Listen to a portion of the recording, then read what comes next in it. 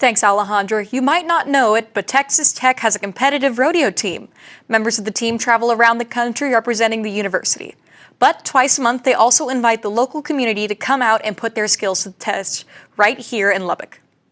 On the first and last Tuesday of each month, the team hosts the Texas Tech Rodeo Jackpots at the TTU Equestrian Center. The Jackpots feature goat tying, breakaway, and tie-down competitions, with options for kids all the way to adults. Participants pay an entry fee with the chance of winning the combined jackpot at the end of the night. The rodeo team has hosted the bi-monthly competition for several years, with hopes of gaining more interest from the Texas Tech and Lubbock community. It's kind of funny when you tell people you're on the rodeo team, they don't really know we have a rodeo team. And so I just kind of want, some exposure for the rodeo team, and I think it's a great way of doing it, putting on these jackpots. This month's first jackpot took place on Tuesday, and the next scheduled competition will take place on March 29th. Entry fees for 14 and under goat tying are $60 for 2 entries and $80 for 2 entries in the goat tying, breakaway, and tie-down events. If you would like more information on how to enter the next jackpot, you can contact the rodeo team's coach, Jared Hofstetter, at 903-316-4136. Students returning from spring break this week have enjoyed a busy calendar of events, but there were also several options for students held right before the holiday to offer some mid-semester stress relief. On the Thursday before the break, the Department of Classical and Modern Languages and Literatures hosted a Japanese and Korean game night. Students could drop by the CMLL basement from 5 to 7 p.m. to play several cultural games such as gonji and hakijagi, as well as more modern games like red light, green light, and a challenging chopsticks game. Students could also practice writing their name in Korean and learn a K-pop dance while earning Japanese snacks as treats. Attendees were given information on study abroads in Japan and Korea, along with learning about the language programs available here on campus. When students think about, what language courses can I take, they think about languages such as Spanish, which is great, but we just want people to know that there are also a lot of different options out there. The CMLL department offers courses in more than a dozen languages, with many of them meeting the university's foreign language requirement. For a list of all the options taught here at Tech, visit cmll.ttu.edu and click on Languages at a Glance. Texas Tech Athletics host a full schedule of events this time of year, but the university's major sports venues aren't the only place you can catch Red Raiders in action this spring. MCTV's Grace Bean headed out to the fields outside the rec center to find another competitive group of students who are using their skills to compete in a sport that's much more popular overseas than here in the States.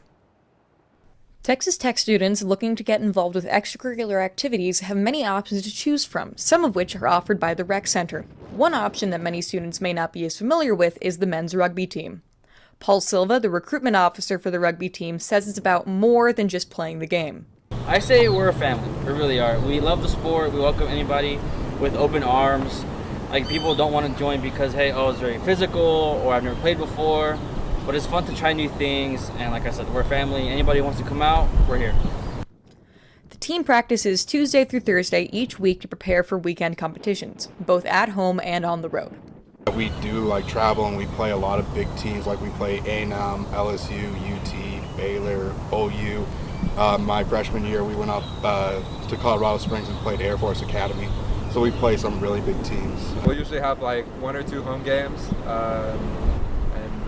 Yeah, it's just a lot of driving because we're a little far out here in West Texas.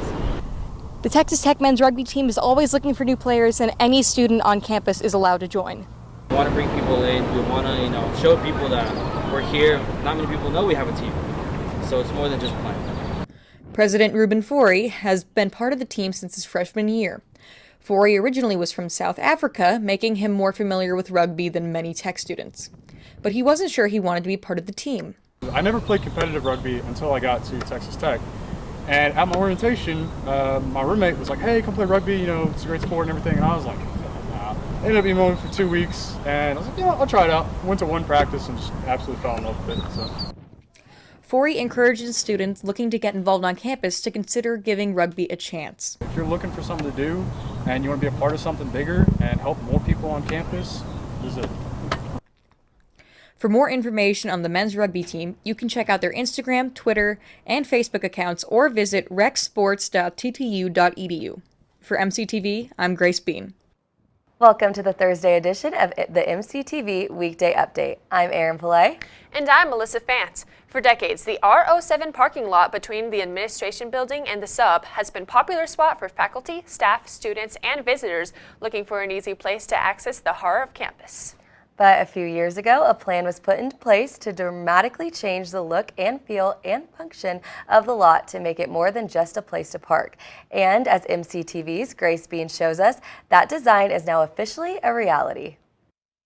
On the morning of April 13th, the parking lot that's usually filled with cars was instead filled with students, alumni, and professors alike, all celebrating thanks to President Chauvinek's presidential pedestrian mall event. We always wanted to do something with the administrative parking lot, and we wanted to tie it in with the rest of campus, and I think we've done that. Students planning to pay for lunch instead were treated to free burgers, hot dogs, lemonade, and chips, and were given the chance to meet other tech community members. Had some fun conversations with strangers in line that I wouldn't have had if there wasn't an event like this. Along with eating free food handed out by the president himself, students could also meet the masked rider, Raider Red, and get themselves a snow cone for Bahama Bucks. The mall also allowed for students and alumni to come to the center of campus and experience the beauty of Texas Tech as one community before many students go home for the weekend for Easter. This was something I was really obsessed with because I felt our campus was so beautiful and this detracted from that. And so this is a way just to kind of celebrate this. Though the event may have been held for bringing students together, President Chauvinek also discusses the celebrated parking lot is also a hope for increased safety on campus. Blind scooters and buses don't always go well together. So it began with a safety consideration, and we thought, why not make it look better? Needless to say, this mall gave students some good memories and good food to go along with them. For MCTV, this is Grace Bean. Women's History Month officially wrapped up at the end of March, but the Texas Tech campus extended this year's celebration with some additional events in April. And one of the biggest events focused on women at Texas Tech and beyond was held at the end of last week in the sub. MCTV's Grace Bean stopped by the Matador Room to find out more about this annual event. Texas Tech students have an abundance of majors to choose from advertising to zoology, but one is growing in size. Women's and Gender Studies. On Friday, April 22nd, the Women's and Gender Studies program hosted its 38th annual conference for the advancement of women, where all students, whether interested in the program, or just looking for a bit of information, could go and learn. The opportunity for students to share their knowledge with each other has been super valuable for my students. For the first time in person in the past 2 years, students and alumni alike could get to participate in multiple activities, such as mentoring with professors, meeting graduates, getting some free food, and listening to the keynote speaker, Dr. Jillian Hernandez, on her theory of high maintenance. I'm creating this theory of high maintenance, which is a way to try to explain the ways that women of color take care of themselves, and how following 2020 with all of the sort of political upheaval and COVID-19, it's critically important for women of color to care for themselves. While attendees enjoy the activities, students were invited to reflect on how far the program has come in 40 years. Some, like Lynn Carter, who was one of the first 3 students to join the program 40 years ago and helped push for women's rights outside of the classroom, have reflected on much during the event. The 3 of us went with 2 other college students to a Women in Public Policy seminar in Washington, D.C. in January of '84, and that was a phenomenal experience.